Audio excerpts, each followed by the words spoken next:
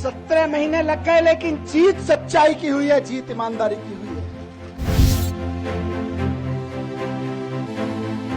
केजरीवाल जी का नाम आज ईमानदारी का प्रतीक बन गया पूरे देश में। दुनिया की सबसे बड़ी पार्टी होने के बावजूद एक राज्य में एक उदाहरण नहीं पेश कर पाई कि उस राज्य में काम ईमानदारी से हो रहा है और काम हो रहा है। भ्रष्टाचार का एक ही काल, भ्रष्टाचार का एक ही काल। ये ईडी और सीबीआई का ताना बाना इसलिए नहीं बुना गया कि कोई बेईमानी हो गई है। ये ईडी और सीबीआई का ताना बाना इसलिए बुना गया है कि कश्मीर से कन्याकुमारी तक किसी चाय के ढाबे पे भी रुके हुए 10 लोगों से बात करोगे कि केजरीवाल कौन है जानते हो? बोले यार वो दिल्ली में काम बड़ा शानदार कर रहा है, और काम तो कर ही रहा है, ईमानदारी से कर रहा है। केजरीवाल जी का नाम आज ईमानदारी का प्रतीक बन गया पूरे देश में।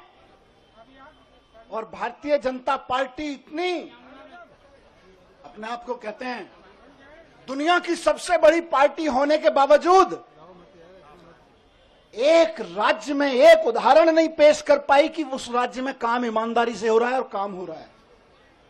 उस छवि को बिगाड़ने के लिए ये सारा षड्यंत्र, सारे कुचक्र रचे जा रहे हैं।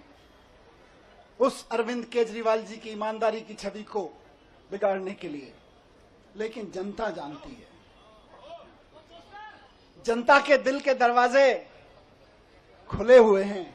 आप जेल के दरवाजे बंद कर सकते हो, लेकिन जनता के दिल के दरवाजे बंद नहीं कर सकते। जनता के दिलों में आज भी वही नारा गूंज रहा है पिछले 10 साल से।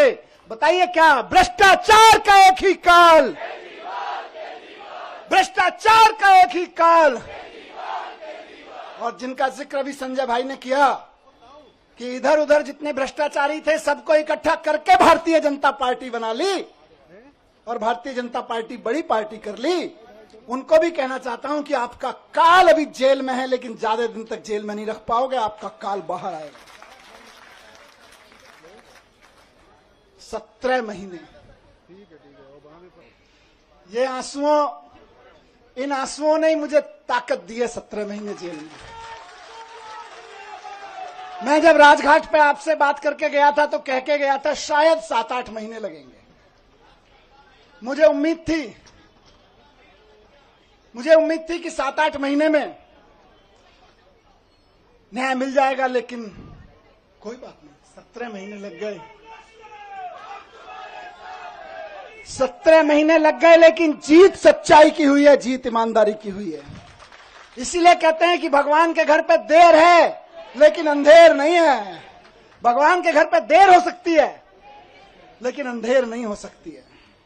इनकी तो बड़ी कोशिशें करी इन्होंने, संजय भाई के ऊपर, मेरे ऊपर, अरविंद जी के ऊपर, पार्टी के और नेताओं के ऊपर। देश के सख्त से सख्त कानूनों की सख्त से सख्त धाराएं लगा के इनको बंद कर दो झूठे सच्चे केस में, और ऐसी ऐसी धाराएं लगा दो जो दुनिया भर में आतंकवादियों के ऊपर लगाई जाती हैं।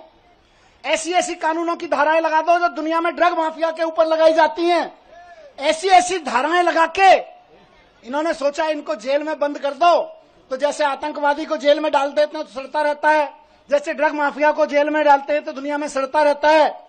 इन्हें लगा अरविंद केजरीवाल, मनीष सिसोदिया और संजय सिंह को भी जेल में डालेंगे तो सड़ जाएंगे। लेकिन आपके आंसुओं की कीमत है ये, आपके आंसुओं की